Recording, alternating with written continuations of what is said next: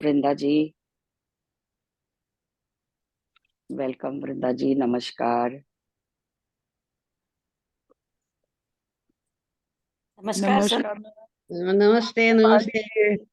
नमस्ते। ध्यान ध्यान करवा दीजिए मैम, 15 मिनट। अच्छा, ठीक है, जैसे आप कहें। जी।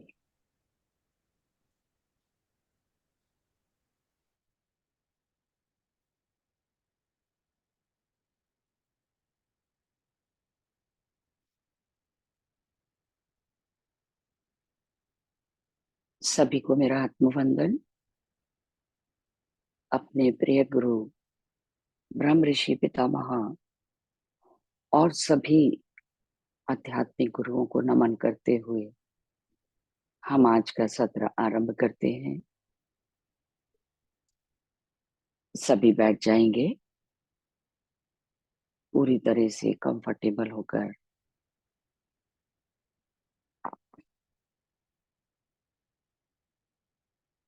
जिन्होंने चश्मे लगाए हैं उतार कर रख दीजिए। 2 घूंट पानी अवश्य पी लें। पैरों को मोड़कर या फैलाकर क्रॉस करेंगे।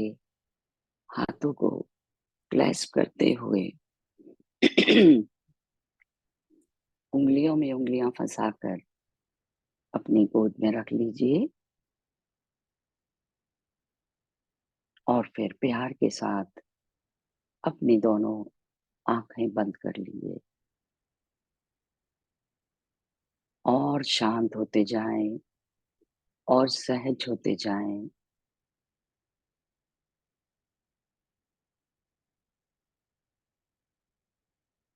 तीन चार गहरी लंबी सांसें लेकर हम अपने आप को ध्यान के लिए तैयार करेंगे। पूरे शरीर को रिलैक्स करेंगे।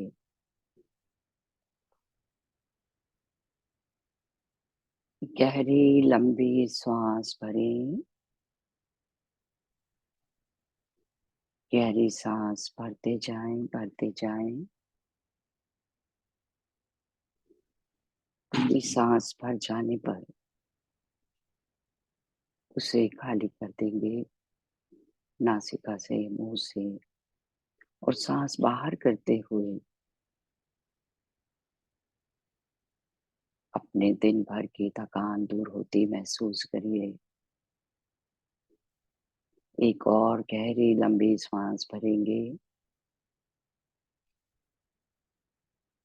And exhale. अपने पैरों से लेकर सिर तक एक एक बॉडी पार्ट को धन्यवाद करते हुए अपने मन की आंखों से देखते हुए रिलैक्स करते जाएंगे। पैरों के तलवे, पैरों की उंगलियां, एंकल, पिडलियां, knee joint, thigh muscles, hip muscles, pelvic region relax, शिथिल होता हुआ अनुभव करते जाएं। एक और गहरी लंबी सांस और एक्सहेल करते हुए सभी abdominal muscles, chest muscles, back, रीढ़ की हड्डी रिलैक्स होती हुई, शिथिल होती अनुभव करें। स्टिफनेस नहीं करनी है, कोई तनाव नहीं रखना। पूरी तरह से आरामदायक स्थिति। दोनों शोल्डर्स रिलैक्स। एक बार और गहरी लंबी सांस भर लीजिए। शांति पूर्वक प्यार से धीरे धीरे सांस बाहर करते हुए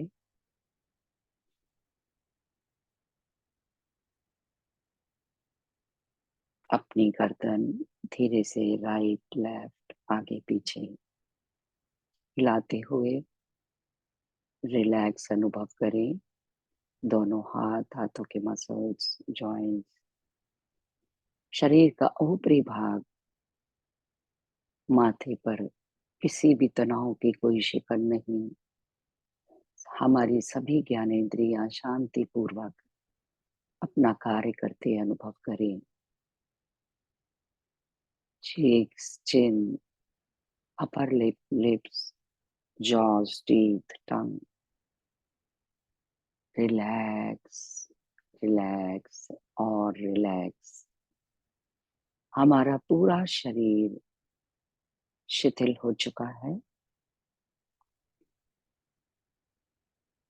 और शांत और रिलैक्स। अपने मन में पूरी श्रद्धा, प्रेम और कृतज्ञता भरते हुए अपने दिव्य चक्षुओं से जो भी कुछ अपने अंतर में दिखाई दे रहा है, देखते हुए अपनी सांसें सामान्य होने दें।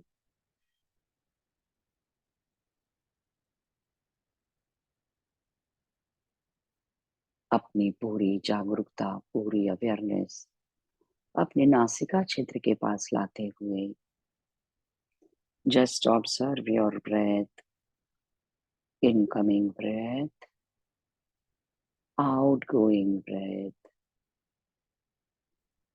अपनी सहज, सामान्य, प्राकृतिक सांसों के साथ साक्षी भाव से एक होते जाएं। भीतर आती हुई श्वास और बाहर जाती हुई श्वास।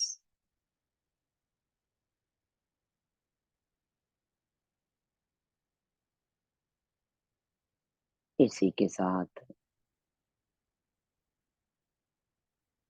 अपनी एक एक सांस के साथ एकाकार होते हुए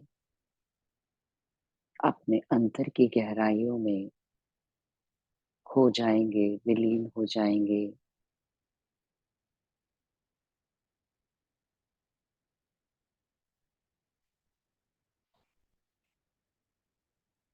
धीरे धीरे हमारा मन विचारों से खाली होता जा रहा है। हम और शांत होते चले जा रहे हैं। अनेकों दिव्य चेतनाओं की ऊर्जा को अनुभव करिए।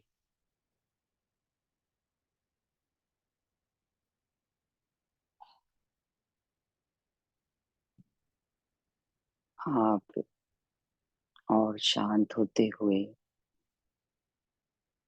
उस शून्यता की ओर बढ़ते जा रहे हैं।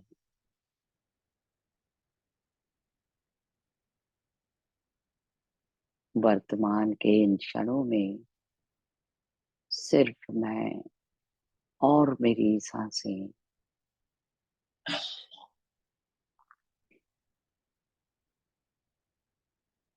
ध्यान की गहराइयों में आगे बढ़ते जाएं।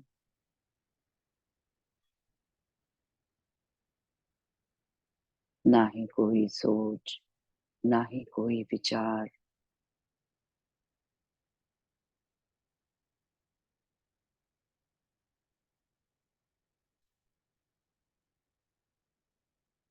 यदि कोई विचार आपके मन को विचलित करता हो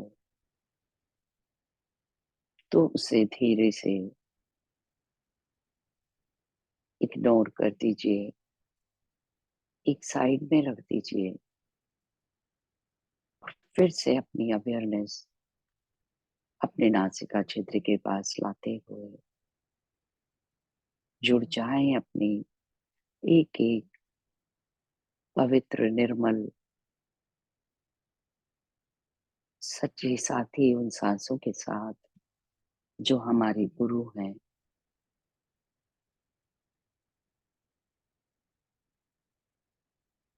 भीतर आती हुई श्वास, बाहर जाती हुई श्वास अपने सहस्त्रार से प्रेम, प्रकाश और अनंत ज्ञान से भरी हुई उस विश्व प्राण शक्ति को अनुभव करें जो हमारे शरीर के कण कण में भरती जा रही है। पूरे विश्वास, पूरे समर्पण के साथ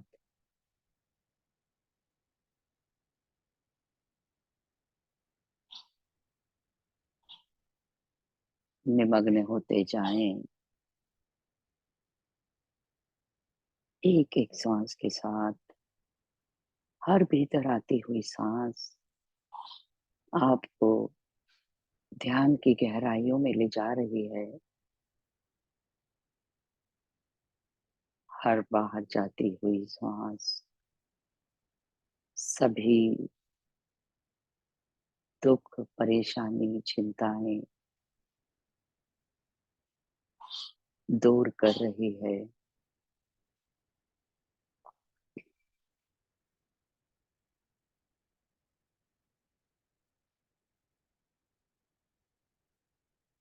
एक एक सांस को अनुभव करते हुए ध्यान की गहराइयों में विलीन हो जाएं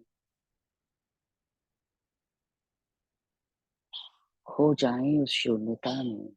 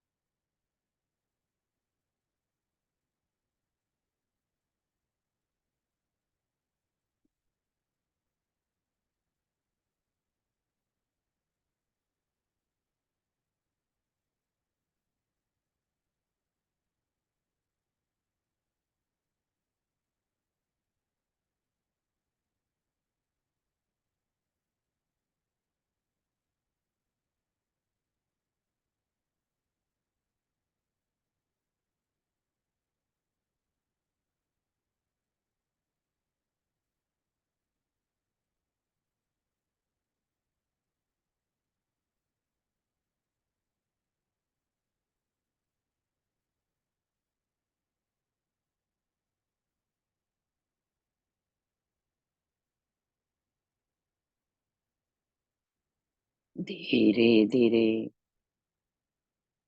ध्यान से बाहर आने का प्रयास करते हुए अपने आप को भौतिक शरीर में अनुभव करिए। चारों ओर के वातावरण को अनुभव करेंगे।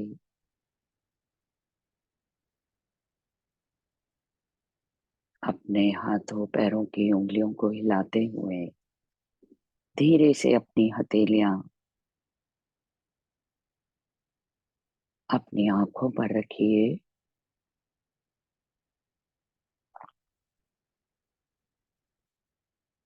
5, 4, 3, 2, 1 और 0।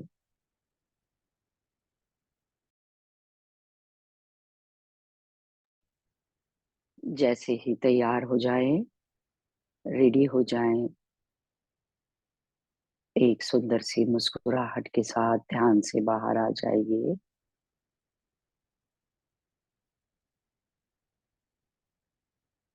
अपना समय लेते हुए जैसे जैसे ध्यान से बाहर आते जाएं, अपने वीडियोस भी ऑन करते जाइए friends.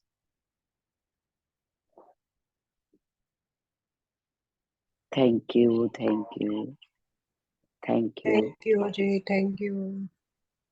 Thank you. Thank you. नमस्कार, नमस्कार वृंदा जी, वेलकम। आत्मवंदन सभी को। आत्मबंधन आत्मबंधन सबको मैम। Welcome ma'am. हार्दिक स्वागत है आपका। जी जी जी आप वृंदा सभी जी। का भी। जी हाँ।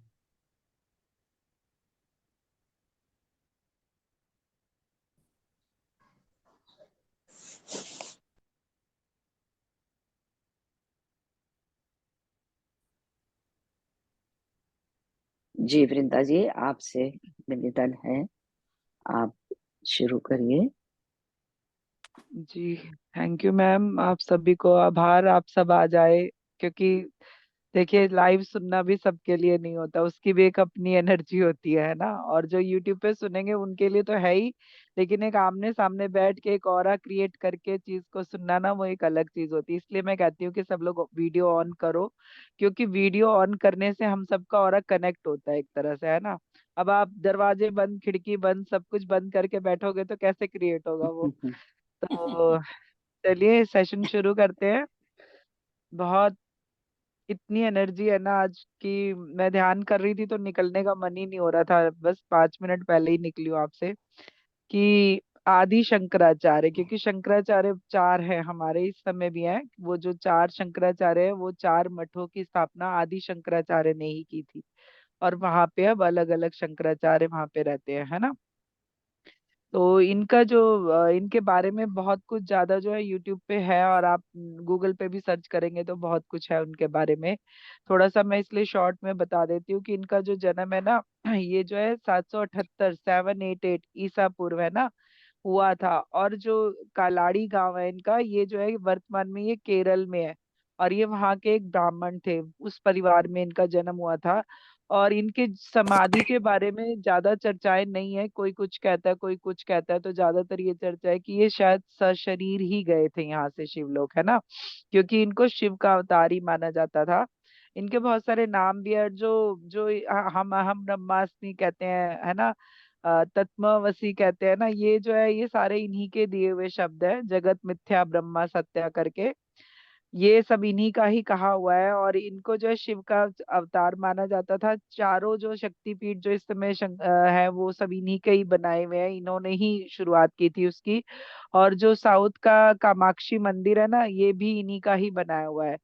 तो इनके बहुत सारे ऐसी चीजें हैं जो धर्म से रिलेटेड है, और इन्होंने धर्म के ऊपर बहुत सारी व्याख्याएं भी दी हैं, बहुत सारे जो कहते हैं भाष्य भी लिखे हैं इन्होंने। तो उस जो डिवाइन सोल है, वो डिवाइन आत्मा जो है, आज हम उनसे कनेक्ट होंगे। क्योंकि देखिए वो जो जिस समय वो थे उस समय की एनर्जी थी, और अब जो है हम जो अब इस समय में है तो इस समय की दूसरी डिमांड है और एनर्जी है। तो इस समय वो क्या कह रहे हैं वो हम सुनेंगे उनके ही कहे हुए अनुसार। और ये जो राइटिंग है ये मैंने 24/4/23 को की थी, शंकराचार्य जी की, सुबह के समय की थी। तो जब मैंने उन्हें इनवाइट किया तो वो ऑरेंज कपड़ों में मुझे सिर तक ढके हुए, जैसे वो बैठे दिखते हैं ना, आप आदि शंकराचार्य की देखो स्वरूप, तो वैसे ढके हुए सिर बैठे रहते हैं अक्सर करके। तो वो वैसे ही दिखे, और उनके हाथ में एक स्टिक थी जिसे वो दंड बता रहे थे मुझे कि ये दंड है। तो मैंने उनसे पूछा कि आपके हाथ में ये दंड क्या है। तो उन्होंने कहा इस दंड का काम क्या है। मैंने ये दो सवाल उनसे किए। तो उन्होंने बताया कि ये जो है दंड, ये हमारे हाथ में रहता है, ये जीवन की सभी चरणों का प्रतीक है। ये समय के साथ व धरती के साथ जुड़े रहने का भी प्रतीक है। इससे हम हमारी शक्तियों को हमेशा बैलेंस करते रहते हैं। कैसे, वो लकड़ी का होता है और वो अच्छी वाली लकड़ी का होता है, और वो उसको पकड़े रहते हैं। तो मतलब हाथ से वो जुड़ी रहती है और वो धरती से जुड़ी रहती है। तो इसलिए वो बता रहे हैं कि मैं जो हूँ उसमें बैलेंस करता हूँ अपनी एनर्जी को।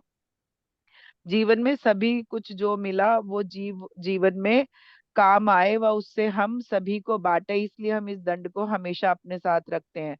मतलब उन्होंने एक अच्छी सी इंटेंशन दी हुई है उसको कि जो भी जीवन में उन्हें मिले और वो जिसको भी चाहिए जो भी वो दे पाए उसे बांट पाए, इसलिए हम जो है दंड को हमेशा साथ रखते हैं।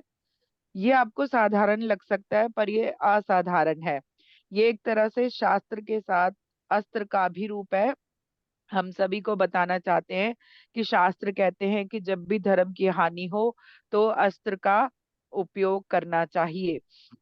मतलब वो क्या कहते हैं, जैसे आप बहुत ज्यादा क्या कहते हैं, शांत हो, है ना, काम कूल रहते हो, तो लोग क्या कहते हैं, आपको शायद कभी कभी बेवकूफ समझते हैं, है ना, या आप में पावर नहीं है आप इसलिए शांत हो, ऐसा समझते हैं कि शायद ये कुछ कर ही नहीं सकते, बहुत कोमल है। तो वो कह रहे हैं कि कभी कभी आपको जो है, शास्त्र आप पढ़ रहे हो, शास्त्र जानते हो, सब कुछ करते हो, आप बहुत सौम्य स्वभाव के हो, लेकिन समय पड़ने पर अस्त्र भी उठाने का विधान वो बता रहे हैं कि है, कि उठाना चाहिए। अब मान लो कि एक छोटा सा एग्जाम्पल देते हैं। आप शांति से रास्ते पे चले जा रहे हो, अब पीछे से, अब कभी कभी होता है ना, गाड़ी वाड़ी जा रही तो कुत्ते कैसे पीछे भौंकते हैं, कैसे लगते हैं। तो उस समय या तो आप उनसे तेज भाग लो, और नहीं तो आपके पास कोई हथियार हो तो आप हटा सकते हो ना उन्हें। ये छोटा सा एग्जाम्पल है। तो अगर आप वहां शांत रहोगे और वहां कुछ नहीं करोगे तो भाई आप ही समझो आपके साथ क्या होने वाला है।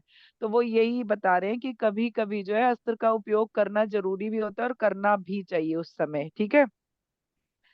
वो कह रहे हैं फिर ये, पर यह असाधारण है, एक तरह से शास्त्र के साथ अस्त्र का ही रूप है। हम सभी को बताना चाहते हैं कि शास्त्र कहते हैं कि जब भी धर्म की हानि हो तो अस्त्र का प्रयोग करना पड़े तो करिए, जरूर करिए, क्योंकि ज्ञान ही व्यर्थ है जब आप उसका सही उपयोग नहीं जानते हैं, है ना। ये जानना भी जरूरी है कब किसका उपयोग करना है, कब भाषा का प्रयोग करना है और कब हाथ का प्रयोग करना है। ये भी कॉमन सेंस है आपका, ये जानना आपको आना चाहिए। शास्त्र की भी शिक्षा गुरुकुलों में दी जाती रही है, तो अब ये गलत क्यों बता दिया गया है। आपको अगर ध्यान हो कि हमारे गुरुकुलों में जो है राजाओं के बच्चे और सब पढ़ा करते थे, तो उनको जो है सुबह का समय जो होता था वो उनका ध्यान साधना हवन पूजन का होता था।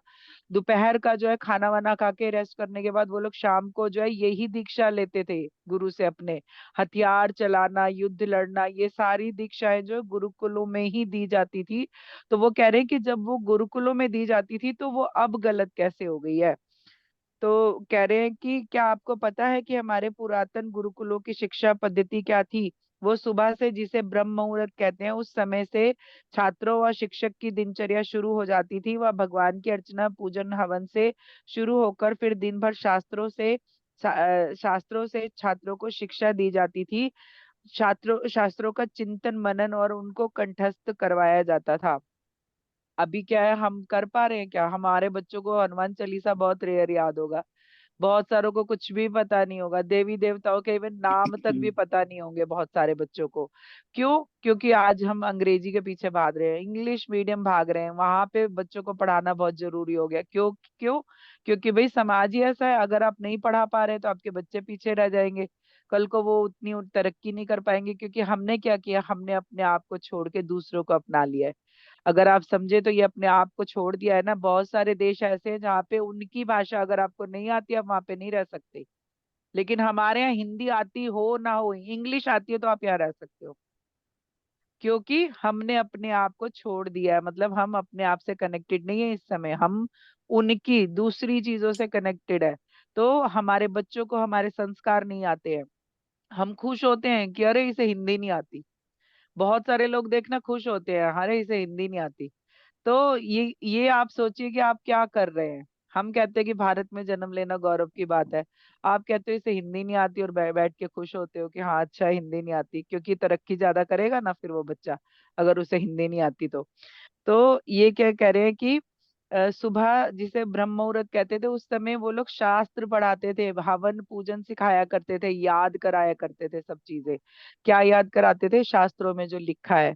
और आज बहुत एनर्जी रहेगी मास्टर्स, तो कोई एक आध लोग जो है वो प्लीज आंखें बंद करके ध्यान में बैठिए, ताकि ध्यान में बैठ के सुनेंगे तो एनर्जी थोड़ा जो है बैलेंस रहेगी हमारी। तो वो कह रहे हैं कि फिर जो है दिन भर शास्त्रों से शिक्षा होती थी, शास्त्रों का चिंतन, और उन्हें जो है याद कराया जाता था, जिससे आप जीवन के सत्य को जान पाए व उस पर चल सके। वो सभी के लिए अनिवार्य था, चाहे वो राजकुमार हो या साधारण जन। उसमें ऐसा कुछ नहीं था कि ये राजा है तो इनको करना है, ये प्रजा है तो इनको नहीं करना है। तो वहां पे वो सबके लिए, क्योंकि अभी हम लोग कैसे एक स्कूलों में पढ़ते हैं, एक वर्दी के साथ जाते हैं ना। वर्दी क्या है हमारी? वर्दी हमारा एकत्व है कि हम एक है सारे। लेकिन उनके गुरुकुलों में भी यही होता था, उनके सबके लिए एक ही तरह की धोती और वो गमछे होते थे, या जो कुर्ते होते थे सबके लिए सेम होते थे, ताकि सब एक रहे। वहां पे राजा और प्रजा की कोई भी बात नहीं होती थी, सभी जो है एक साथ पढ़ा करते थे। तो वो कह रहे हैं इसलिए वो सभी चीजें सभी के लिए अनिवार्य थी। तो अगर हम कहें कि सभी जनसाधारण या राजा के अधिकारियों के बच्चे, राजकुमार सब एक साथ पढ़ते थे, वह ज्ञान प्राप्त करते थे, और उनको उनमें जो है हथियारों की शिक्षा भी शामिल थी, धनुर्धारी भी थे, वह गुरु को प्राप्त दीक्षा के अनुसार दिव्य अस्त्रों की शिक्षा भी दी जाती थी। देखिए उस समय के जो हथियार थे ना, वो ज्यादातर धनुष बाण होते थे, भाला वगैरह होते थे जो फेंक के मार सकते थे ना। तो आपको पता है कि उसमें क्या क्या था? उसमें जो है धनुष की विद्या थी।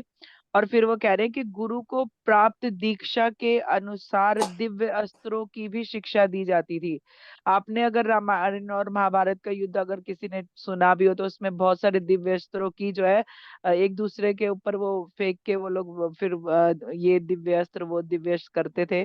तो वो क्या थे? वो उनके गुरु ने उन्हें दीक्षा दी हुई थी, इसलिए वो कर पाते थे। गुरु ने उन्हें सिखाया हुआ था। अभी मेरे हाथ में कोई पिस्तौल दे दे और मुझे तो चलानी नहीं आती, तो मैं क्या करूंगी? तो उनकी पूरी शिक्षा दीक्षा इसी हिसाब से होती थी कि वो शास्त्र भी जाने और शस्त्र भी जाने। तो वो फिर वो बता रहे हैं कि इसके लिए गुरुकुल का चुनाव किया जाता था और बड़े से बड़े ऋषि आश्रम में बच्चों को भेजा जाता था। वो बता रहे हैं कि अभी जैसे हम लोग स्कूल चुनते हैं ना कि कौन सा वाला अच्छा स्कूल है, कहाँ पे ज्यादा अच्छी एजुकेशन है या ज्यादा सब्जेक्ट अच्छे हैं जहाँ पे, तो ऐसे ही उस जमाने में ऋषि चुने जाते थे कि कौन से ऋषि बड़े हैं, कहाँ पे हम बच्चों को भेज सकते हैं वहां पे। चाहे फिर वो ना जाने के रास्ते पे चाहे महीना लगता हो, लेकिन फिर वो वहां जाके ही शिक्षा ग्रहण करते थे। इसलिए ऋषियों का चुनाव किया जाता था कि किस ऋषि के पास ज्यादा सिद्धि है, ज्यादा अस्त्र शस्त्र का ज्ञान है, ज्यादा शास्त्रों का ज्ञान है, वहां पे वो लोग अपने बच्चों को भेजते थे। फिर वो बता रहे हैं कि आ, उसी जैसे हम अब आज आप स्कूल चुनते हैं, ऐसे ही जो है ऋषि आश्रम चुने जाते थे। हर उम्र के अलग अलग आश्रम भी होते थे। वह ऋषि जन जो है इस तरह से जनसाधारण को अपनी ली हुई शिक्षाओं और दीक्षाओं से परिचित कराते थे। मतलब वो गुरुकुल वगैरह में जो है वहां पे वो जो ऋषियों को खुद ज्ञान मिला होता था अपने गुरुओं से, वो शिक्षा दीक्षा वो अपने गुरुकुल के बच्चों को दिया करते थे। इन ध्यान साधारण साधनाओं का भी महत्व होता था, साधना पर ज्यादा ध्यान दिया जाता था, व व्यायाम पर भी, क्योंकि ध्यान के माध्यम से ही आप अपनी ऊर्जा को उच्च स्तर पर कर पाते हैं। अब हम लोग क्या है, अभी जैसे क्रिया योग वगैरह की बात हो रही है, तो क्या है ध्यान के पहले बहुत सारी सूक्ष्म क्रियाएं भी होती हैं। तो उससे क्या होता है, एनर्जी का फ्लो अच्छा होता है। तो वो वही बता रहे हैं कि ध्यान साधना पर तो बहुत जोर दिया जाता ही था, लेकिन जो है व्यायाम पर, एक्सरसाइज पर भी बहुत ज्यादा जोर वहां पे दिया जाता था, ताकि वो ऊर्जा को ले पाए, उसे बैलेंस कर पाए, उसे संभाल पाए। तो वो फिर बता रहे हैं कि अपनी ऊर्जा के स्तर को जान पाते हैं और अपनी ऊर्जा को समझ पाते हैं। तो इस तरह हमारी उस समय की शिक्षा पद्धति बहुत ही उच्च स्तर की थी। अपने देश ही नहीं, विदेशों से भी छात्र जो है हमारे गुरुकुलों में आया करते थे। तक्षशिला का विद्यालय सबसे ज्यादा फेमस जगह, जिसको कि जला दिया था, तो वो 3 से 6 महीने तक की वहां की लाइब्रेरी चलती रही थी। सोचिए कितना ज्ञान था हमारे पास कि आज हम विदेशों में पढ़ने जाते हैं, वहां के पहले लोग यहाँ आके शिक्षा लेने में बड़ा गौरव महसूस करते थे कि भारत से पढ़ के आए हैं। बहुत सारी चीजें मास्टर भारत से जाके विदेशियों की हो गई हैं। अभी आपको देखो, न्यूमरोलॉजी मैं जानती हूँ, तो न्यूमरोलॉजी जो है, कीरो की न्यूमरोलॉजी बहुत फेमस है। अगर आप लोग जानते हो तो कीरो जो है ना, पुणे के एक ब्राह्मण परिवार से न्यूमरोलॉजी सीख के गया था, और आज हम उसे कीरो की न्यूमरोलॉजी कहते हैं। तो यहाँ के उस ब्राह्मण परिवार को वो वैल्यू नहीं मिली जो उसको मिली, जो उसने अपना ज्ञान साझा किया।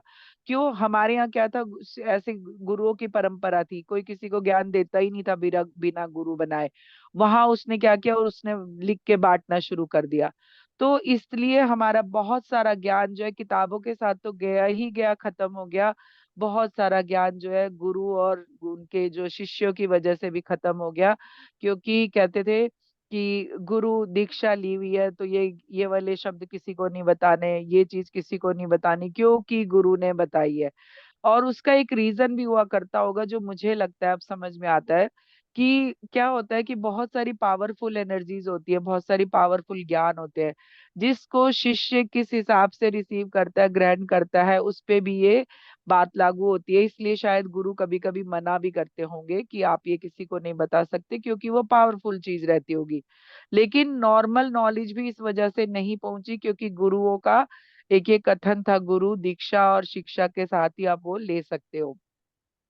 तो फिर वो बता रहे हैं कि यहाँ पर शिक्षा प्राप्त करना एक गौरव की बात हुआ करती थी। हमारे ग्रंथों को पढ़ना, जानना और ध्यान के माध्यम से ऊर्जा के स्तर को जानना व उससे जुड़ना ही हमारे विचारों को प्रभावित करता है। देखिए, जैसी शिक्षा होती है, जैसे घर के संस्कार होते हैं बच्चों में, वो दिखते हैं कहीं ना कहीं।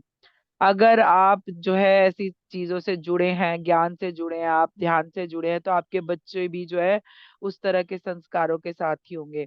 जैसे मैं नॉर्मली कहती हूँ कि घर में आप क्या कर रहे हो, उठ बैठ कैसे रहे हो, बोल कैसे रहे हो, वो सारी बातें बच्चे जाने अनजाने सीख रहे होते हैं। तो किसी दिन वो ऐसे कोई घुट्टी नहीं उनको मिलती है कि किसी दिन वो बड़े संस्कारी हो जाते हैं। वो जो बचपन से अपने घरों में देख रहे हैं ना, वो वही करेंगे, चाहे आप उनसे कुछ भी सिखाते रहिए। क्यों? अगर आप कहेंगे नहीं नहीं धीरे बोलो धीरे बोलो, लेकिन आप चिल्ला चिल्ला के बोल रहे हैं, तो वो बच्चा कभी धीरे नहीं बोलेगा, क्योंकि डेली वो जो देख रहा है वो वही समझ रहा है ना, यही सही है। तो इसलिए ये कह रहे हैं कि ध्यान और ज्ञान बढ़ने से जो है हमारे संस्कार भी पनपते हैं, संस्कार बनते हैं, और हम संस्कारों से जुड़ पाते हैं। और उसमें जो है शिक्षा का भी महत्व है। तो जीवन में जो है ध्यान साधना का भी महत्व है। वो क्यों? क्योंकि एक अच्छा मानव बनने में हमारी उससे मदद होती है, और हम जो है एक अच्छे इंसान बनते हैं। तो जीवन में शिक्षा का भी महत्व है, पर शिक्षा के स्तर पर भी ध्यान देना होगा। आज की शिक्षा के स्तर को अभी भी ठीक करने की जरूरत है। मास्टर, जो लोग अगर मतलब आज मेरे पापा नहीं है, लेकिन मेरे पापा ने जब जिस समय पढ़ा था, उस समय वैदिक गणित पढ़ाया जाता था।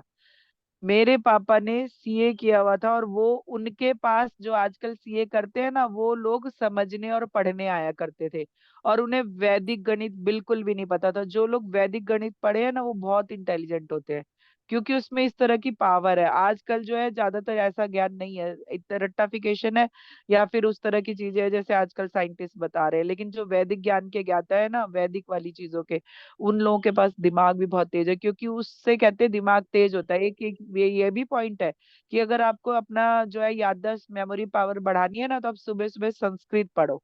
इसलिए जो है उस समय सुबह सुबह ये सारी चीजें की जाती थी, क्योंकि हमारे ज्यादातर ज्ञान जो है संस्कृत में है। तो आप अगर अपनी मेमोरी पावर बढ़ाना चाहते हैं, तो आप अपने को संस्कृत से जोड़िए, संस्कृत को पढ़िए। कुछ नहीं तो संस्कृत की किसी क्लास की किताब लेके ही पढ़ना शुरू कीजिए। अगर आपको, आपने जैसे क्या होता है, शास्त्र वगैरह जो है ना मास्टर, वो गलत नहीं पढ़ना चाहिए। सबसे पहली बात, अगर आपको पढ़ना नहीं आ रहा है संस्कृत में, तो आप मत पढ़िए, आप हिंदी में पढ़िए। लेकिन संस्कृत पे अपनी पकड़ बनाने के लिए आप छोटी छोटी किताबों से शुरू करिए। करिए तो आपका एक तो नॉलेज बढ़ेगा, इंटेलिजेंस बढ़ेगी, आपकी बहुत सारी पावर्स बढ़ेंगी उससे जुड़ने के बाद, है ना।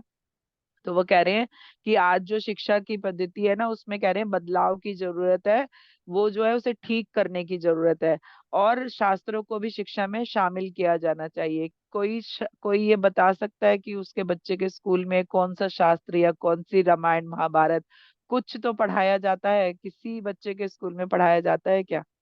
हमारा जो इतना गौरवशाली इतिहास है, जिसको हमने जो है लाल कपड़ों में लपेट के अपने घरों में रखा है, लाइब्रेरियों में सजाया हुआ है, क्या वो किसी के ज्ञान में है? वो मास्टर, बहुत एनर्जी है इस समय उनकी, क्या किसी के ज्ञान में है? क्या हमारे भी ज्ञान में है मास्टर? क्या हमें भी पता है उतना सब कुछ?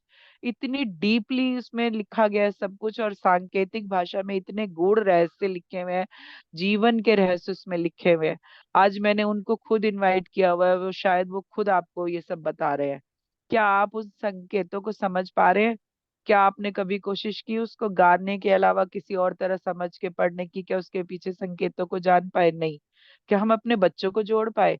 अगर हम बच्चों को ही नहीं जोड़ पाए तो ये जो हमारा ज्ञान है, अब तो हम थोड़ा बहुत जानते भी हैं, अगली पीढ़ी जो आ रही है उसे कुछ नहीं पता मास्टर, कुछ भी नहीं पता। सारे सिर्फ इंग्लिश वाले हैं। किसी को आप बिठा दो हनुमान चालीसा पढ़ने का, उसे नहीं पढ़ना आएगा हिंदी, और हम बड़े खुश होते हैं हिंदी नहीं आती पढ़नी, है ना। तो क्यों होते हैं मास्टर? हम अपनी ही बातों, अपने ही अपमान पे एक तरह से खुश हो रहे हैं। हमारा ही बच्चा हमारी ही धर्म और संस्कृति, धर्म तो छोड़ ही दो, संस्कृति संस्कारों से ही नहीं जुड़ पा रहा है। अपने ही बच्चे हमारे, जो दादी नानियों के साथ रहते थे ना बच्चे पुराने टाइम में, दादी नानियां भी ये सारे काम करती थी, वो बैठ के उनको कहानियां सुनाती थी। तो उस समय कौन सी कहानी चलती थी? अगर मेरे टाइम में मैं कहूँ, तो मैं तो खुद बताती हूँ, मेरी दादी के टाइम पे तो हम लोग सब लेट जाते थे और एक कोई बैठ के या तो हनुमान चालीसा पढ़ता था या रामायण पढ़ता था, वो हम सुनते सुनते सो जाते थे। तो वो जो एक जो एनर्जी है ना, हमने अपने बच्चों को उससे लिंक अप ही नहीं कराया, कभी जोड़ा ही नहीं हमने, है ना। तो अभी क्या है मास्टर, हमें उनको जोड़ने की जरूरत है। अभी भी समय नहीं गया है। अगर आप चाहते हैं आपकी धरोहर सुरक्षित रहे, वो ज्ञान सुरक्षित रहे और वो लोगों तक पहुंचे, और एक अच्छे समाज की नींव अगर आप रखना चाहते हैं, तो मास्टर वो कह रहे हैं कि इस समय की शिक्षा पद्धति पर भी विचार करना चाहिए, उसे बदलने की जरूरत है, और अपने ज्ञान को प्रसारित और प्रचारित करने की जरूरत है, क्योंकि अगर प्रचार ही नहीं होगा तो ज्ञान कैसे मिलेगा? अब मैं आपको रामायण के कोई गूढ़ रहस्य नहीं बताऊंगी, तो आप तो रामायण को सिर्फ एक पढ़ने की तरह पढ़ लोगे, किसी को भी दे दो वो रामायण पढ़ लेगा बैठ के, जिसको भी हिंदी आती है थोड़ी बहुत। तो वो पढ़ना नहीं, जानना और समझना बहुत जरूरी है, जो मुझे लगता है जो शंकराचार्य जी बताना चाहते हैं हमें, है ना। तो वो कह रहे हैं कि आज की शिक्षा के स्तर को ठीक करने की जरूरत है, हमारे शास्त्रों को भी शिक्षा में शामिल किया जाना चाहिए, व उनके पठन पाठन को शिक्षा का अनिवार्य अंग बनाना चाहिए। गीता का, रामायण का पाठ हम सभी को आना ही चाहिए, क्योंकि यही हमारी संस्कृति की पहचान है। मैं अपना ही एग्जाम्पल बता देती हूँ। मुझे लगता था गीता पढ़ना बहुत आसान है, जो संस्कृत पढ़ता है ना थोड़ा बहुत वो पढ़ सकता है, लेकिन मैंने जब गीता के श्लोक पढ़ने वाले उसमें एडमिशन लिया ना, कि चलो गीता का श्लोक पढ़ना सिखा रहे हैं, बहुत मुश्किल है मास्टर। इतना कि आप सोचो कि आप बड़ा गलत पढ़ रहे हो अगर अब मैं बताऊं गीता भी, क्योंकि वो जो गीता के जो आधा शब्द आया, जो पूरा नहीं आया, जो जहाँ पे बिंदी आ गई, उसके बाद के अक्षर को पढ़ने का एक अलग तरीका है, ये मुझे पता चला। तो आप ये भी मत समझिए कि जो आप अगर गीता संस्कृत में या रामायण किसी और भाषा में पढ़ रहे हो तो वो सही पढ़ रहे हैं। मुझे वहां पता चला कि स्वर को कैसे ऊपर उठा के फिर अचानक रोक देना है। ये गीता के श्लोकों का मीनिंग बदल जाता है अगर आप ऐसा नहीं करते हो। तो आप सोचिए कितने लोगों को पता है, मैं तो वहां गई तो मुझे पता चला, तो ये तो बहुत मुश्किल था मेरे लिए ही, कि मैं वो आया तो कैसे च पे रुकना है, फिर अगले को पूरा पढ़ना है, ये सब वहां पे चल रहा था। तो आप अब मुझे समझ में आया कि हम लोग जो है, क्योंकि वो अर्थ का अनर्थ हो रहा है, अगर आप सही नहीं पढ़ रहे हैं ना तो अर्थ का अनर्थ हो रहा है, क्योंकि संस्कृत एक ऐसी भाषा है जिससे बहुत सारी भाषाएं निकली हैं। एक दिन मैं जर्मन या स्पेनिश कौन सी कोई मूवी देख रही थी, तो उसमें जो है कुत्ते के लिए कुत्रा शब्द आया था, सोचिए। तो ये हमारी संस्कृत का शब्द है। है ना। तो आप ये समझिए कि संस्कृत ही सब भाषाओं की जननी है। उसके बहुत सारे शब्द आपको बहुत सारी भाषाओं में मिलेंगे। वो तो मैं फिल्म देख रही थी तो मैं कह रही अरे ये हिंदी क्यों बोल रहे हैं, मैंने दोबारा उसको रिपीट किया तो वो वही, अच्छा ये इनकी भाषा में भी इसको यही कहते हैं करके। तो आप समझिए कि संस्कृत कितनी महान भाषा हमारे देश की भाषा है। लेकिन हम में से बहुत सारे लोग नहीं जानते उसको, कुछ भी, उसके एक अक्षर भी नहीं जानते, इसलिए हम अपने शास्त्रों से जुड़ नहीं पाते हैं, क्योंकि हम उसे समझ नहीं पाते हैं। क्योंकि हम लोग आलसी भी है ना थोड़े से। अच्छा चलो ठीक है, कभी सीखेंगे कभी पढ़ेंगे वाली बात है। लेकिन अगर आप चाहते हैं तो गीता के श्लोकों का उच्चारण करना सिखाया जाता है। इस तरह की बहुत सारे सेशन आजकल चल रहे हैं। आप वहां पे जाइए, फ्री ऑफ कॉस्ट है, और उसको सीखिए, पढ़ना जरूर। तो ये कह रहे हैं कि हम सभी को आना ही चाहिए उसका पाठ करना, क्योंकि यही हमारी संस्कृति की पहचान है। और हमें लगता है कि इसमें कोई बुराई भी नहीं, क्योंकि अपने शिक्षा के स्तर को उच्च स्तर पर रखने के लिए अगर आपको साइंस पढ़ने की जरूरत महसूस होती है तो जाने की अपने मानसिक विकास के लिए आपको हमारे शास्त्रों को भी पढ़ना अनिवार्य कर दिया जाना चाहिए। वो कह रहे हैं कि देखिए कोई बुराई नहीं अगर आप इंग्लिश पढ़े, आप साइंस पढ़े, अच्छा है, नई चीजों की नॉलेज होनी ही चाहिए, नए तरीकों से जुड़ना ही चाहिए। लेकिन वो कह रहे हैं कि अपनी मानसिक जो है स्थिति को अगर ज्यादा डेवलप करना है ना, तो वो कह रहे हैं उसके लिए जो है आपको शास्त्रों को पढ़ना अनिवार्य कर दिया जाना चाहिए। अब शायद इस वे में पहल हो भी रही है, शायद मैंने सुना है कि इसके बारे में बातचीत आजकल चर्चा चल रही है। तो वो कह रहे हैं वह इसे एक विषय के रूप में पढ़ाया जाना चाहिए, जिससे हमारे स्वर्णिम युग के इतिहास की जानकारी हमारी हर पीढ़ी को मिले। शायद हम पश्चिमी सभ्यता से जुड़ने के लिए हमने अपनी सभ्यता को बहुत ज्यादा पिछड़ा समझकर उसे छोड़ दिया है। यही बता रहे हैं ना। यही मैं भी अभी बता रही थी कि हम लोग समझते हैं हिंदी बोलते हैं ना तो इन्हें कुछ नहीं आता, ये पिछड़े हुए हैं, अरे बैकवर्ड है ना। जिसे इंग्लिश आती है वो चाहे फिर कैसा भी, अच्छा इंग्लिश आती है, बड़ी खुशी और हैरानी होती है, अच्छा इंग्लिश आती है। तो ये कह रहे हैं कि हमने अपने को इस वे में पिछड़ा समझ लिया है कि अंग्रेजों की सभ्यता से जुड़ने के बाद हम गौरव महसूस करते हैं और अपनी भाषा से जुड़ने के बाद हमें पिछड़ेपन का एहसास होता है। तो कह रहे हैं ये हमारा स्वर्णिम युग है। एक वो युग जिसमें भारत में आके पढ़ना गौरव की बात थी, आज का युग जिसमें विदेश में जाके पढ़ना गौरव की बात है। तो कह रहे हैं इसमें बहुत फर्क है। तो इसलिए अपने आप को पिछड़ा समझना आप बंद कीजिए, क्योंकि अंग्रेजी पढ़ने और समझने वाले संस्कृत पढ़ने और समझने वाले को तुच्छ समझने लगे हैं। जैसे अंग्रेजी बोलना एक पढ़े लिखे की पहचान है, ऐसे ही समझें कि संस्कृत बोलना और समझना पिछड़ेपन की निशानी समझा जाता है। मैंने बताया ना हिंदी बोलने वाले को कैसे देखते हैं कि अच्छा हिंदी मीडियम वाले हैं, इंग्लिश मीडियम वालों को अलग नजरों से देखते हैं, अच्छा इंग्लिश मीडियम से पढ़े हैं तो मतलब जैसे पता नहीं उसने कौन सा बड़ा तीर मारा हुआ है। क्योंकि मैंने कहा ना हमारे यहाँ की पहचान ही यही है, अगर इंग्लिश मीडियम से बच्चे नहीं पढ़े तो तरक्की नहीं हो सकती, समझ लो वो कहीं ना कहीं पीछे रहेंगे। लेकिन अगर आपने संस्कृत पढ़ी है तो और आपको कुछ कोई कुछ समझेगा नहीं। हिंदी और संस्कृत वालों को कोई कुछ भी नहीं समझता है, ये वो बता रहे हैं, तुच्छ समझते हैं वो, ये बता रहे हैं, ठीक है। तो वो कह रहे हैं कि तो अपनी इस विचारधारा को भी बदलना होगा, क्योंकि ये सब हमें आगे ले जाने के लिए नहीं, शायद पीछे ले जाने के लिए गढ़ा गया है। आपको पता है मेकाले की शिक्षा पद्धति को भारत में लागू किया गया तो उसमें क्या क्या हुआ, जो हमारे अपने महान लोग थे ना वो महान नहीं है, दूसरे वाले आए लोग महान बताए गए उसमें, है ना। और इस तरह से हमारे वैदिक गणित को निकाल दिया गया है, वो दूसरा वाला डाल दिया गया उसमें, जिससे कि हमारी, क्यों क्यों ऐसा किया गया मास्टर आप समझते हो, हमें पीछे करने के लिए किया गया है कि हम उससे पढ़ के तरक्की कर रहे थे। हमारे यहाँ का अपना एक सुनहरा इतिहास है उसके शिक्षा की पद्धति के लिए, उस उससे निकाल के हमें पीछे करने के लिए वो सारी चीजें ऐड की गई हैं जो अब नई, जो हमारे अब बच्चे पढ़ रहे हैं। तो वो आगे बढ़ाने के लिए नहीं है, वो पीछे करने के लिए है। क्योंकि उससे पढ़ के देश से बहुत क्या बोलते धुरंधर निकल रहे थे, है ना। अब जो पढ़ के क्या निकल रहे हैं, अब सिर्फ अफसर निकल रहे हैं। इंग्लिश पढ़ के आप अफसरी कर रहे हो, है ना। आप एक अच्छी रैंक पे, अच्छी पोस्ट पे जा रहे हो और उससे कुछ नहीं हो रहा। विकास की जो बात है ना, आपके अपने विकास की बात उसमें कहीं नहीं है, रट्टाफिकेशन है। आप एक सिस्टमैटिक तरीके से मशीने तौर पे पढ़ के वहां तक पहुंच जाते हो, वही आपका एम है कि कोई बड़ी अच्छी कुर्सी मिल जाना एम है हमारा, है ना। पढ़ाई का एम पढ़ाई नहीं है मास्टर, सिर्फ एजुकेशन किस लिए है, एक अच्छी पोस्ट हासिल करने के लिए। ये भी एक बदलाव है। इसमें भी इस विचार को भी बदलना बहुत जरूरी है। तो उन्होंने कहा कि आपको याद होगा कि भारत सोने की चिड़िया क्यों कहलाता था, क्योंकि इसलिए नहीं कि यहाँ पैसा था, बल्कि इसलिए कि यहाँ धन के साथ धान्य व शिक्षा की गरिमा भी जुड़ी हुई थी।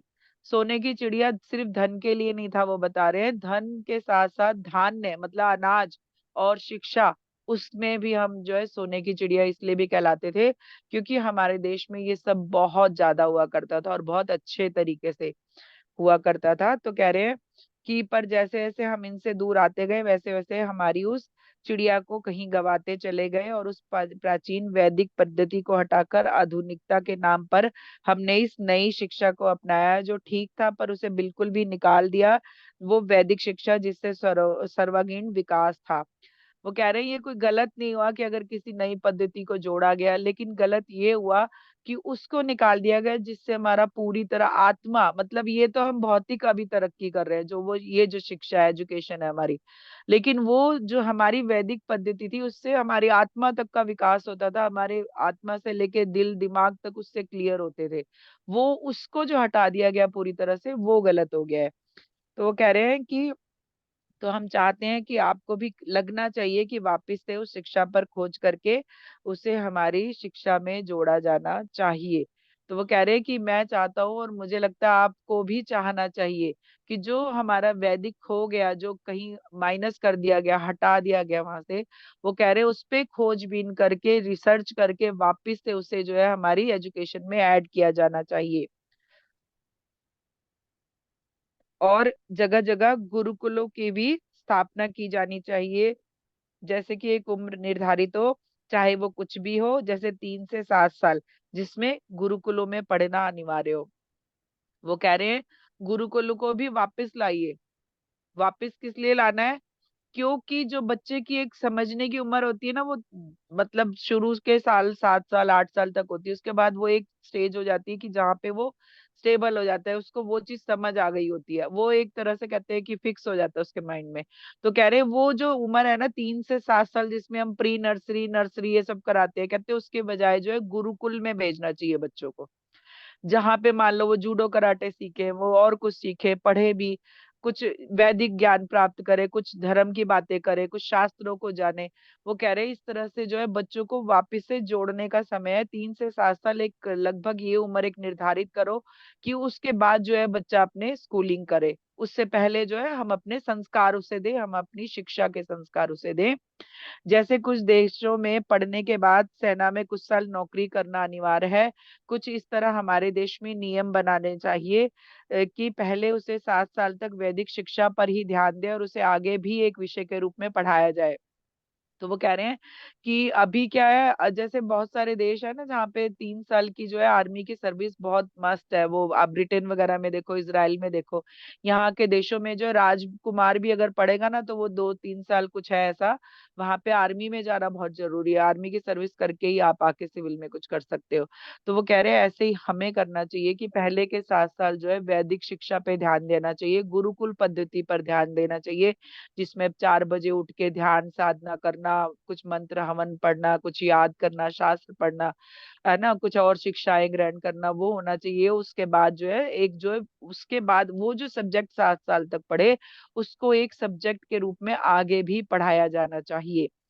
तो फिर वो कह रहे हैं हमें लगता है कि ये जरूरी है, वह सभी को इस पर ध्यान देना चाहिए कि बच्चे उस सब से जुड़े जो हमारे पूर्वजों ने इतनी मेहनत से पाया था।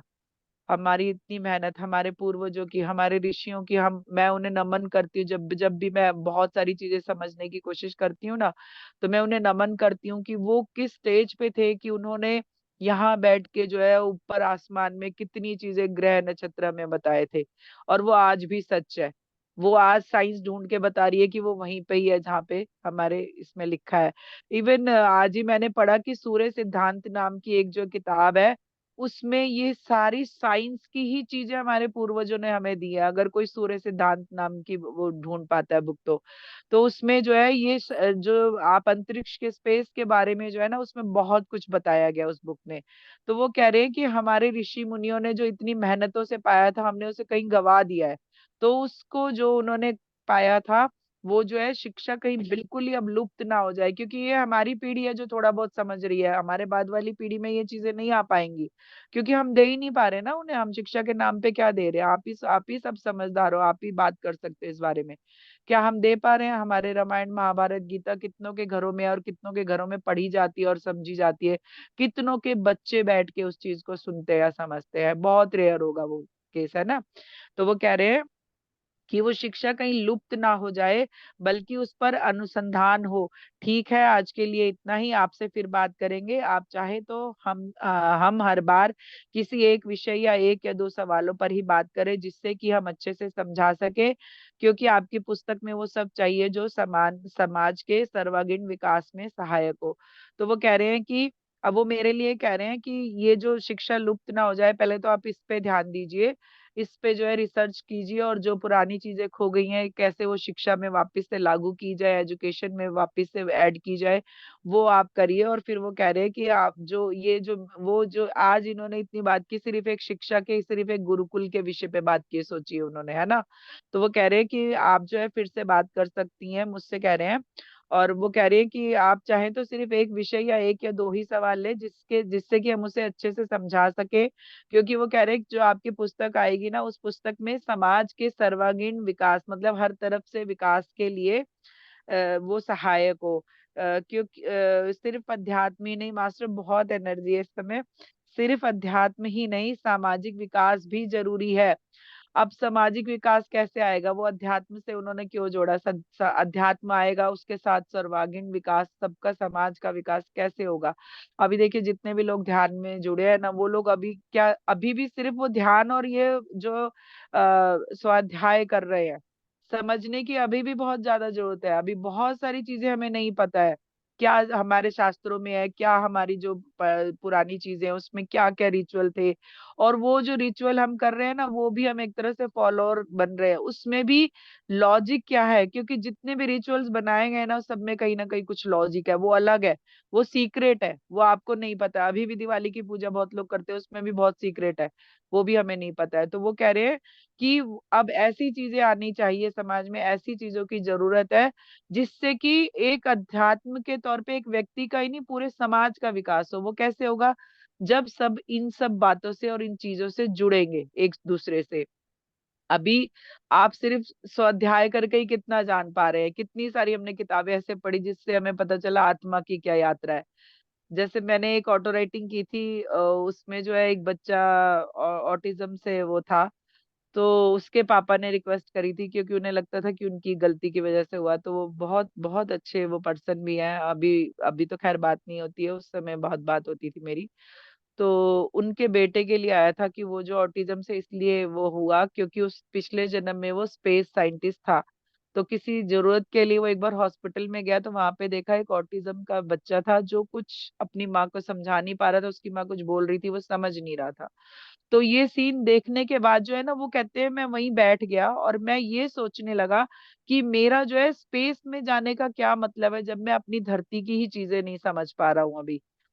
तो उन्होंने एक पूरा जन्म अपना क्रिएट किया है वो समझने के लिए कि वो बच्चे के अंदर क्या फीलिंग आती है, सामने वाला कुछ कह रहा है नहीं कह रहा है। तो उस जो बच्चा एक चुप है, जो कहते हैं उसे दिमाग नहीं है, उसे समझ नहीं आता, वो बोल नहीं सकता, उस बच्चे के अंदर क्या भावना पनप रही है, उससे कनेक्ट होने के लिए, रिसर्च के लिए एक तरह से उन्होंने एक जन्म क्रिएट किया है। अब उस जन्म का क्या फायदा है?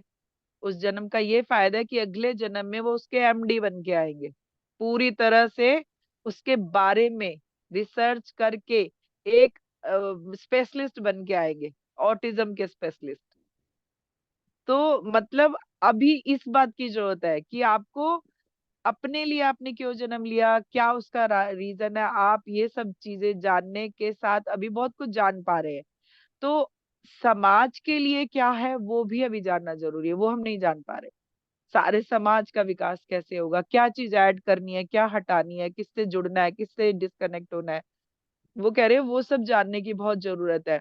तो फिर ये कह रहे हैं कि आ, सामाजिक विकास के लिए अध्यात्म और ये सब चीजें कनेक्ट होना आपस में जरूरी है, क्योंकि शांत मन ही शांत व सभ्य समाज की नींव है।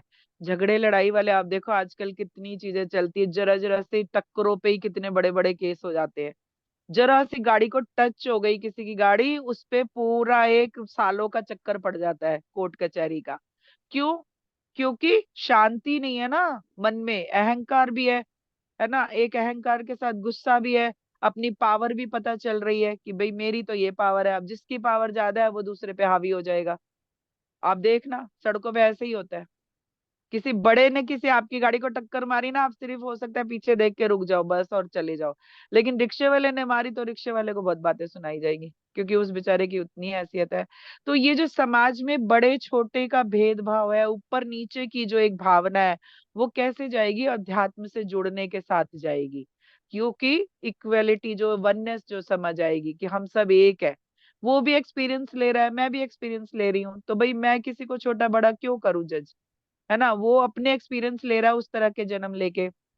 किसी ने, अब जैसे उस बच्चे ने एक पूरा अपना जन्म लिया और उसने अपने फिर मम्मी पापा को थैंक यू भी बोला कि भाई मैं आपको थैंक यू बोलता हूँ क्योंकि आपने आके मेरी इतनी केयर की और आप मुझे बहुत प्यार करते हैं।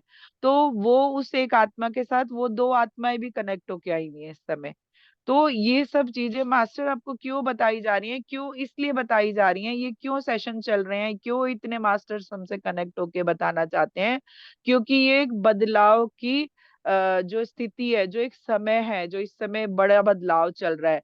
तो वो शिफ्टिंग जो है वो हर तरह से शिफ्टिंग होगी। ऐसा नहीं कि वो सिर्फ धरती माँ की एनर्जी या आपकी एनर्जी बदल जाए, नहीं। वो आपको पूरे समाज को लेके चलना है। मैं बार बार बताती हूँ, हम वननेस में जब तक फील नहीं करेंगे कोई तरक्की नहीं होगी, कोई बदलाव नहीं होगा। क्यों इतने ध्यान के सेशन चल रहे हैं, जगह जगह पे देखो, हर जगह सेशन चल रहे हैं। क्यों चल रहे हैं?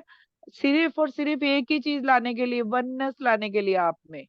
लेकिन वो वननेस नहीं आ पा रही है। अभी भी हम बड़ा छोटा, ऊंचा नीचा, ये सब अभी भी, आप मान लो कि ध्यान वालों में अगर आप ये नहीं समझो, लेकिन बाहर वालों में सभी समझदारी है। सबको वही समझते हैं कि कौन किस लेवल पे है, किस हैसियत पे है।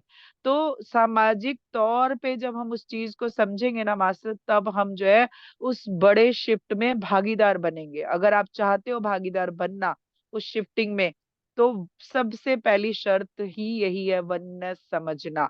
वननेस समझोगे तो प्यार में खुद ही जुड़ जाओगे, क्योंकि वननेस आ जाएगी तो दूसरे पे प्यार ही आएगा, क्योंकि वो भी तो मैं ही हूँ। और सबसे ज्यादा अपने आप को ही प्यार करते हैं लोग, है ना। जैसे बहुत सारी चीजें ऐसी होती है कि जो अपने से हो जाए तो कोई बात नहीं, दूसरे से हो जाए तो आफत हो जाती है। तो वननेस समझेंगे तो सारी चीजें अपने आप बैलेंस होने लगेंगी, आपको करना नहीं पड़ेगा, वो खुद ही हो जाएगा।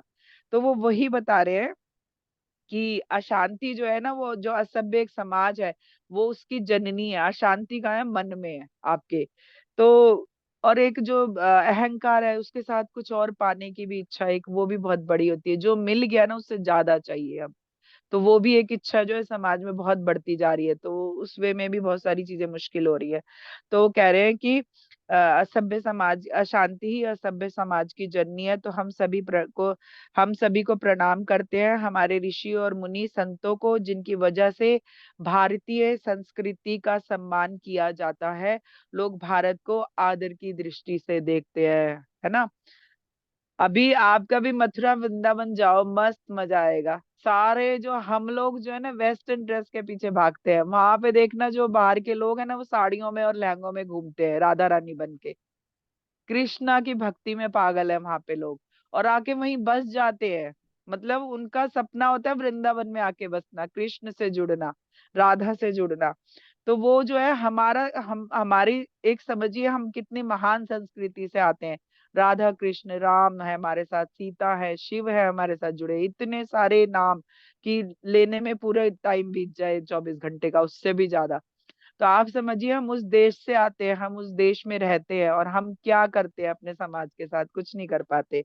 तो ऐसे ही वो बता रहे हैं कि सम्मान किया जाता है, लोग भारत को आदर की दृष्टि से देखते हैं। तो हमें फिर से वो सब अपनी उस पीढ़ी को देना है, और उन्हें भी समझना चाहिए और जानना भी चाहिए हमारे स्वर्णिम शिक्षा के युग को। तो हम उम्मीद करते हैं कि इस पर ध्यान दिया जाएगा, व इस पर काम भी किया जाएगा। चलते हैं फिर से मिलने के वादे के साथ। चरेवेती चरेवेती अनंत ज्ञान की ऊर्जा से सभी जुड़े। ठीक है, अनंत ज्ञान की ऊर्जा से सभी जुड़े इसी आशीर्वाद के साथ। आपको भी धन्यवाद कि हम आपसे बात करके ये बता पाए। धन्यवाद, आभार। फिर आदि शंकराचार्य लिख के वो चले गए मास्टर। ये थी आज की जो है राइटिंग, और बहुत एनर्जी थी मास्टर, बहुत ज्यादा। और मैं उसको बार बार वाया। और जब जब मैं शिक्षा की जब जब बात करती थी ना, स्वर्णिम युग जब शब्द आता था, उस समय वो एनर्जी बहुत ज्यादा होती थी। तो आप सबको भी थैंक यू। एक आध दो लोग ध्यान में बैठे तो एनर्जी थोड़ी सी बैलेंस रही। तो थैंक यू जी, संतोष जी। Thank you Vrinda ji. बहुत बहुत अच्छा लगा और सब कुछ समझ में आया। मैंने भी कोशिश की थोड़ी देर ध्यान में बैठने की। तो बहुत बहुत धन्यवाद आपका। किसी के मन में कोई भी प्रश्न चल रहा हो, इसी से रिलेटेड कोई भी सवाल हो मन में, तो प्लीज वृंदा जी से बात करिए पहले अपने तो हैंड मेरा रेज सवाल करके। है मैम कि कितने लोगों के घर जी, में रामायण महाभारत है, इस समय है रखी हुई? रामायण तो है। और मैडम रोज पढ़ती रामायण हूँ। है लेकिन अच्छा, महाभारत नहीं है। और पहले नहीं लोगों का गीता, भी ये कहना गीता, था। गीता। गीता। हाँ हाँ, गीता गीता। महाभारत नहीं, ये महाभारत। गीता, महाभारत सॉरी। घर में नहीं हाँ, रखते। रखते गीता हैं। है। हाँ हाँ। हाँ गीता तो है, गीता है। रामायण भी है। और रामायण और गीता मैं रोज पढ़ती रामायण हूँ। रामायण कितने सालों भागवत से पढ़ रही पुराण हूँ मुझे भी भी हर याद किसी को नहीं है। वेद है, कंटिन्यूअस। हिंदी पढ़ते हैं। खत्म हो जाती है फिर शुरू करती हूँ, फिर खत्म हो जाती है फिर हाँ, शुरू करती वाह। तो हूँ। जी, मास्टर्स वही चीजें ना, बच्चों को बैठा के सुनाइए उन्हें, वो वो नहीं होता। जी। बच्चे नहीं बैठे। क्योंकि बच्चों को, क्योंकि देखिए हमें तो पता है, मैंने कहा ना हमारी पीढ़ी तक रह जाएगा अगर हमने उन्हें नहीं दिया तो। मैम आगे की बचपन पीढ़ी। में सुनाई है, मैम बचपन में सुनाया है। तो चलो कुछ तो जुड़े होंगे। तो मंदिर हाँ जाने जी, का नियम बनाओ। अब नहीं करते, पर बचपन में मैं जैसे छत पे ले जाती थी उनको वॉक करवाने के लिए, तो हम्म, उनको मैं सुनाती थी, क्योंकि मैं ओ, बहुत टाइम से पढ़ रही थी भागवत पुराण। वो मतलब हम्म, रेगुलर ही पढ़ती हूँ, तो बच्चों को उनमें से छांट छांट के कहानियां सुनाती थी। बहुत अच्छा ma'am, thank you so much, क्योंकि तो मैं वहीं खुद से उनको इसको पता फील है, तो करती हूँ थोड़ा बहुत एनर्जी। पता है। जी जी। Thank you Suman ji, thank you. Rita ji बात करिए।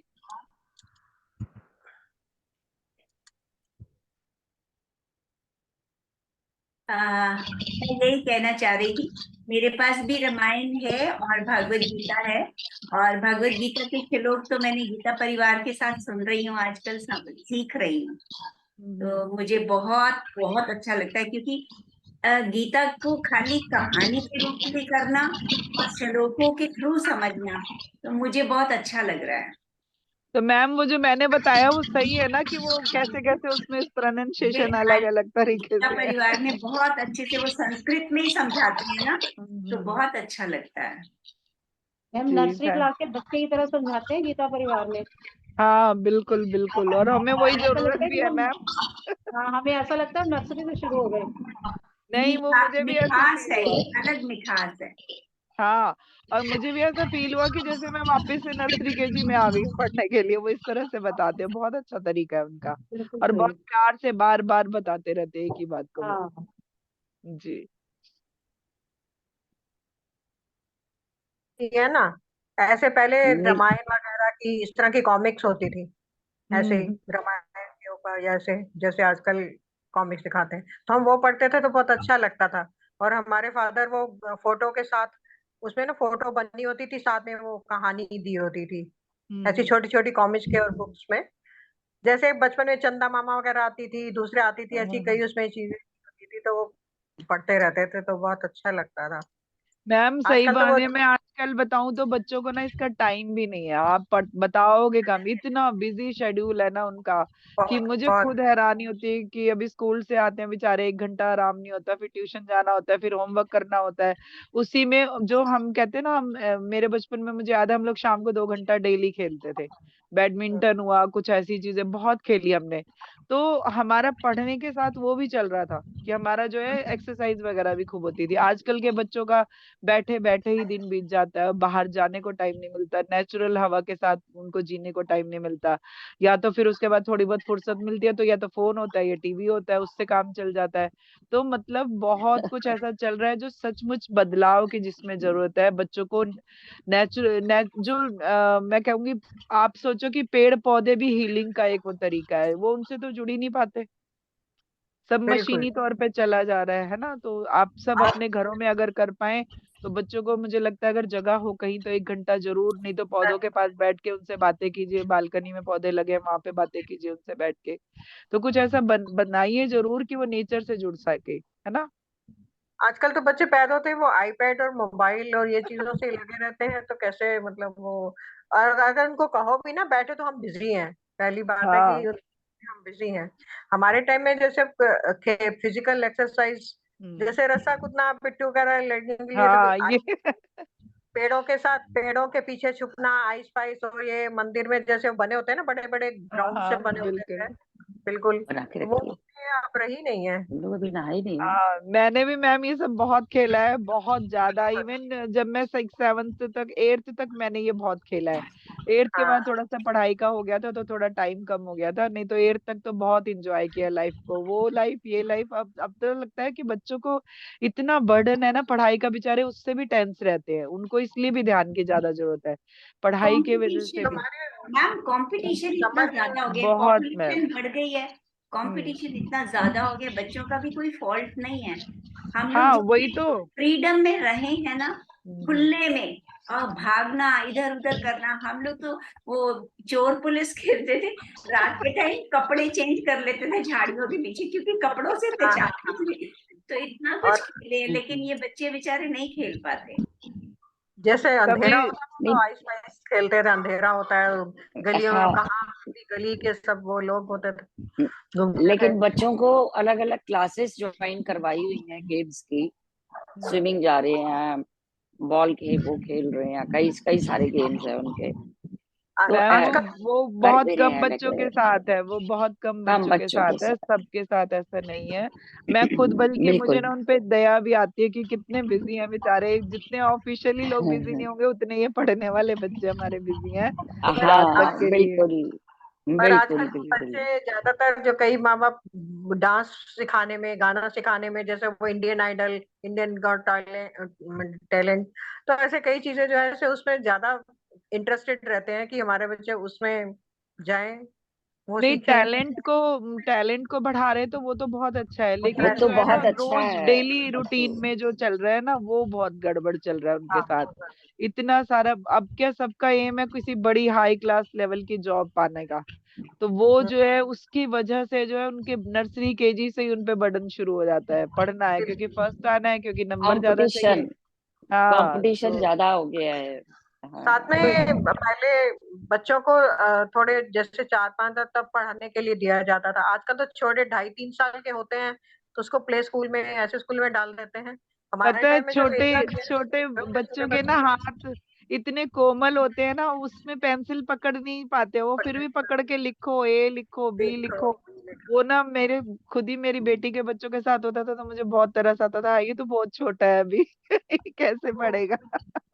हाँ। हाँ बिल्कुल ठीक कहा। तो चलो। हमारे तो इंडोर गेम समर में भी, जैसे लूडो खेलना, गिटे खेलना, समर वेकेशन में, छुट्टियों में तो ये बहुत सारी चीजें खेलते थे। तो गुड़िया के घर बनाना, ये करना, मेहमान बनना, बहुत कुछ होता था। अच्छा तो लगता, हमने बहुत तो टाइम। हमने तो अपना बचपन एंजॉय किया, इसलिए जो है आज जो मास्टर आए उन्होंने यही कहा कि कम से कम 7 8 साल तक उन पे पढ़ाई का बोझ ना रहे, उन्हें एक तरह से स्वतंत्र छोड़ा जाए। आप बहुत सारे विदेशों में ऐसे मेरे को लगता है स्कूल है, मैंने सुना है, जहाँ पढ़ाते नहीं है 2 साल 3 साल तक, हाँ, पाँच काफी छह टाइम। साल के बाद एग्जाम पढ़ाई नहीं शुरू। होते, हाँ, एग्जाम्स नहीं होते। खेल खेल खेल में सिर्फ बताया जाता है ना, ऐसे बच्चों का कुछ नहीं होता ले जाने का। तो वो शायद ही बिल्कुल। हमारे यहाँ बहुत चेंज की जरूरत है। देखिए वो लोग अपने हिसाब से काम करते हैं, हम लोग उनके हिसाब से काम करते हैं, ये चल रहा है आजकल, हम उन्हें फॉलो करते हैं एक्चुअली जबकि। उन संस्कार और इसका फर्क है, डिफरेंस है। अदरवाइज माइंड गेम इतनी शार्प है कि नहीं समझ आती। छोटे बच्चे जो खेलते हैं, इतने हाई क्लास खेलते हैं वो लोग, लेकिन उसमें संस्कार नहीं है, हाँ। उसमें हमारी कोई संस्कृति नहीं है। ये डेफिनेटली फर्क है, लेकिन ब्रेन बहुत शार्प किया जा रहा है। अब ये पता है समाज में बदलाव कैसे होता है? समाज में बदलाव एक साथ जब विचार आते हैं और उस पे काम होता है ना, उसके बाद विचारों पे बदलाव होता है। मैम अभी आपसे हम लोग भी क्योंकि शांत है, हम लोग भी चाहते नहीं है, या हम लोगों ने सोचा ही नहीं कि हमारे करने या कहने से कुछ होगा, इसलिए भी शायद नहीं हो पा रहा है कुछ भी। तो जब सभी लोग एक साथ मिल के बात करेंगे, या कहीं जैसे मीटिंग वगैरह में कभी एक कोई पॉइंट भी उठाएंगे अपने बच्चों के स्कूल में, कहीं तो शुरुआत एक तो करनी ही पड़ेगी। देखिए, बच्चों के साथ काम करना है तो सबसे पहले अपने बच्चों के स्कूल में जाके बात करनी पड़ेगी, बच्चों के साथ और बच्चों के लिए।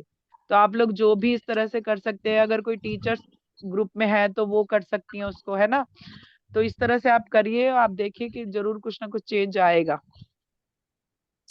काम चल रहे हैं वृंदा जी इस तरह के, जैसे कि यहाँ पर भी ना कोई भी फेस्टिवल होता है, अब बहुत बहुत कंट्रीज के लोग एक ही स्कूल में पढ़ते हैं। तो जैसे दिवाली होती है तो मेरी डॉटर जाती है स्कूल में, सब बच्चों को 1 घंटे के लिए दिवाली के ऊपर बताती है, और सब बच्चे जानते हैं तीर कमान क्या है, राम कौन है, रावण कौन है, दिए के ऊपर पेंटिंग करना सिखाया, और इस तरह से। तो सबको एक दूसरे के कल्चर के बारे में अवेयरनेस है, मैम भारत के अलग अलग त्योहारों के लोगों को। बारे में तो ज्यादा ही है, क्योंकि सारे जो इंडियंस है ना वो विदेशों में ही जॉब कर रहे हैं, तो बड़ी पर मेजोरिटी है वहां पे। यहाँ तो सुना है दिवाली की छुट्टी भी करना शुरू कर रहे हैं। जी, सुमन जी ने हैंड रेज किया हुआ है शायद। वो बात कर चुकी है। कोई और बात करनी है सुमन अच्छा, जी? हाँ, वो एक बार पहले ही, सबसे पहले अच्छा उन्होंने शायद एक बात रह करी गया है। है। पर ऐसे गुरुकुल हाँ। में जो शुरू में जो पुरानी शिक्षा दी जाती थी उसमें सारे मतलब जैसे आजकल तो थ्योरी है ना, वहाँ किताबें पढ़कर उनका बाद में इतना कोई यूज नहीं होता जो हम पढ़, वहाँ तब प्रैक्टिकल जो भी था, प्रैक्टिकल भी साथ होता था। जो सिखाया हम्म। जाता था थ्योरी जो गुरुकुल में है, हर एक चीज को एक तरह से प्रैक्टिकल करके बताया जाता था। आजकल तो ये ना जैसे बुक्स पढ़ते हैं, तुम अब जो हमने स्कूल में बुक्स पढ़ी, कुछ कुछ कोई कुछ याद रहता होगा, बाकी ज्यादा तो हमारे काम की नहीं है या भूल जाते हैं जो चीज है। लेकिन जो और शुरू से बचपन में प्रैक्टिकल जो सीखा होता है थ्योरी, वो तुम्हें 50 साल के भी हो जाओगे साथ तब तक याद रहेगा, जो तुमने हर एक चीज तरह से सीखा होगा। लेकिन बुक्स जो पढ़ते हैं तो वो फिर भूल जाते हैं थोड़ा, ये है। असल में चेंज की जरूरत है, और उस पे काम भी चल रहा है, मुझे ऐसा लगता है, क्योंकि मैंने काम कहीं कहीं चल रहा ऐसे है। सुना कि काम चल रहा है उस जी पे। जी। तो ये सब चीजें हो सकता है 2 3 4 साल में ये भी बदल जाए, काफी कुछ बदल दिया है ये सरकार ने इस बार की। तो मैं हाँ भी प्रेयर बिल्कुल। करती हूँ कि जो मास्टर्स की इंट्यूशन है वो हमारे साथ साथ उन लोगों को भी आए जो इसमें काम कर रहे हैं, जो ये चेंज कर सकते हैं, और मास्टर्स उनको मैसेज दें ताकि वो चेंज करें, और हम सभी लोग उससे जो है फायदा उठाएं, हमारे बच्चे भी वो फायदा उठाएं उससे। यहाँ जब तो जरूरत अच्छा। पड़ती है ना, वो जब कोई चीज की जरूरत पड़ती है ना तब चीज तो सिखाते हैं। लेकिन हाँ। जो कंपलसरी, अब जैसे हमारे टाइम में जब ये वार चल रही थी, जब कॉलेज में थे स्कूल में, तो हम्म। एनसीसी और ये कंपलसरी हो गया था कि ये हम्म। सीखना है, गन चलाना है, ये करना है, जैसे सब सब कुछ वो कर दिया था। लेकिन उसके हम्म। बाद तो कोई पता ही नहीं है कि हाँ योगा चल रहा है, जो साथ साथ नहीं अभी भी नहीं, एनसीसी के भी अलग होते हैं है। ग्रुप्स स्कूल में हाँ, भी ये अब होते भी। हैं। अब जैसे हाँ। छोटी सी चीज है कि हमने स्कूल में वो कभी नहीं किया था एक्सपेरिमेंट ऐसा। यहाँ छोटे नर्सरी के बच्चों को एक एक छोटा छोटा पॉट दिया जाता है, उसमें उनसे सीड डलवाया जाता है, और फिर वो घर ले आते हैं, और रोज उसकी ग्रोथ को देखते हैं वो, और फिर स्कूल भी ले जाके दिखाना होता है कि कितना ग्रो किया प्लांट, कितना किया, उससे प्यार कर रहे हैं।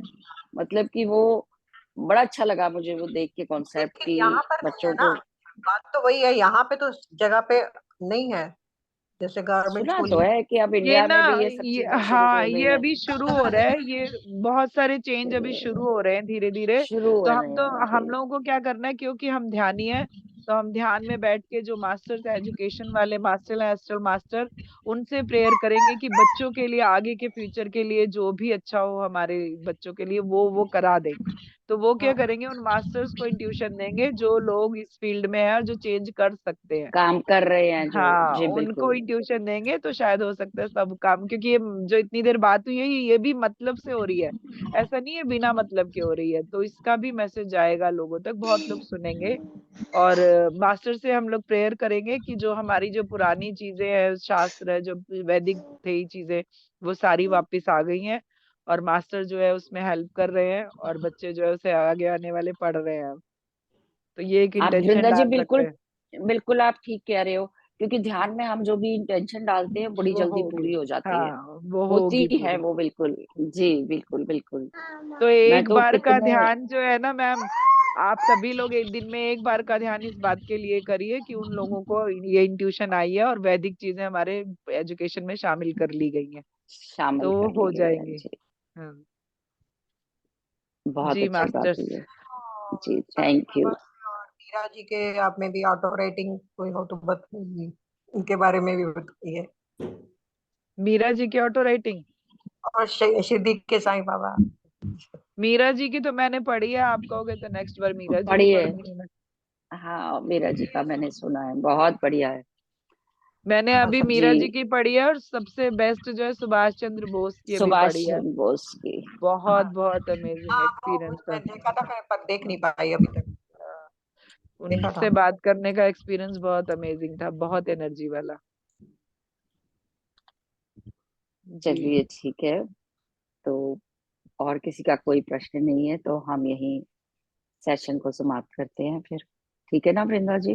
जी जी जी बिल्कुल। तो अगली बार आप शंकराचार्य जी का ही लेंगी, या आप नहीं, कह ये रहे थे हो दो गया, पार्ट में? ये हो अच्छा गया ये है हो तो गया। इतना, हाँ हाँ इतना है। तो फिर उसमें मीराबाई या सुभाष चंद्र बोस का, फिर जैसा भी आपका होगे रख लेते हैं सुभाष चंद्र बोस का तो नेक्स्ट दिया हुआ टाइम। ना।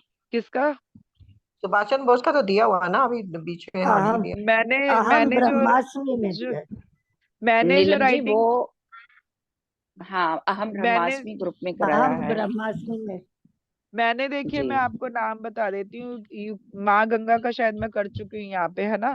जी, हो गया। युक्तेश्वर गिरी जी हैं, मौनी बाबा है, स्वामी समर्थ है, माँ धरती माँ है, और धरती देवराहा माँ का हो बाबा है। चुका। धरती माँ का हो चुका।